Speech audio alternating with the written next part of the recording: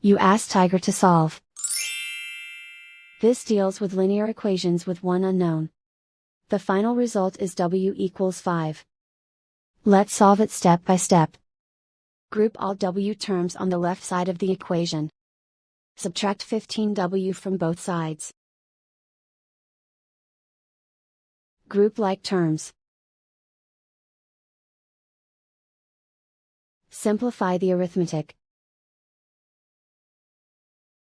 Group like terms. Simplify the arithmetic. Group all constants on the right side of the equation. Subtract 700 from both sides. Simplify the arithmetic.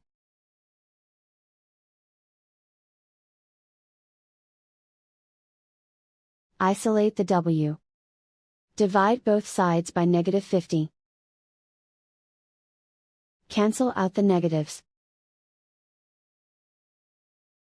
Simplify the fraction. Cancel out the negatives. Find the greatest common factor of the numerator and denominator. Factor out and cancel the greatest common factor. And so the final result is w equals 5.